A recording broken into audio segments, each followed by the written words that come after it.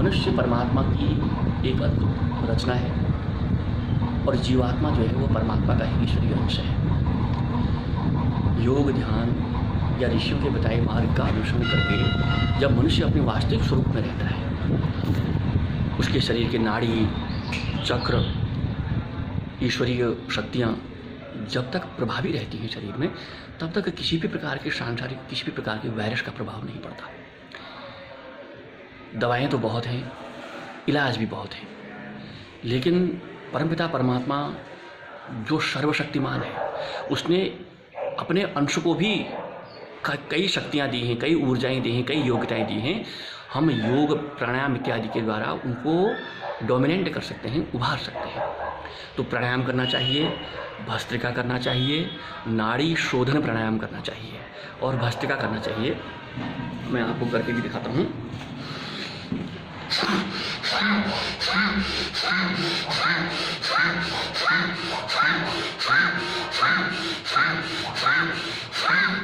इस तर्ज पर, इस लय पर भस्त्रिका प्राणायाम करने से हमारा ये नाभि चक्र खुल जाता है।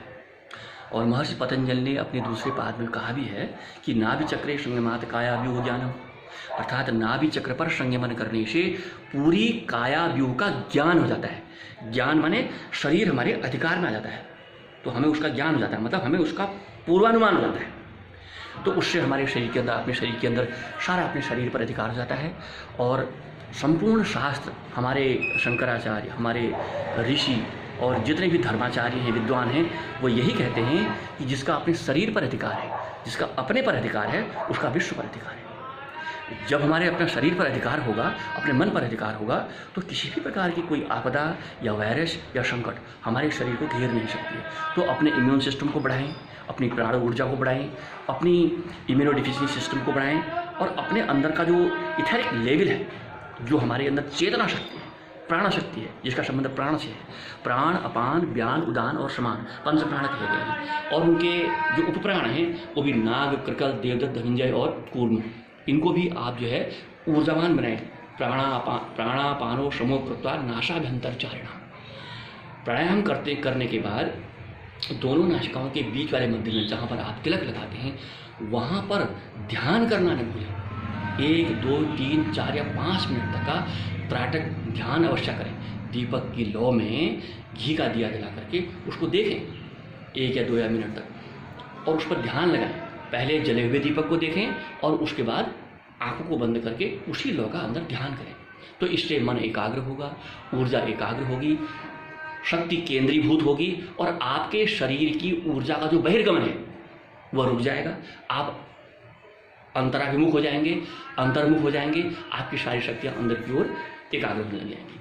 तो इस समय अपने शरीर को ऊर्जावान बनाए रखने का, अपनी इम्यून सिस्टम को मजबूत बनाए रखने का एक ही मात्र साधन है कि नाभि चक्रे संयमात कायाव्यूह ज्ञानम। अपने नाभि चक्र को मजबूत करके रखें इस तरह से।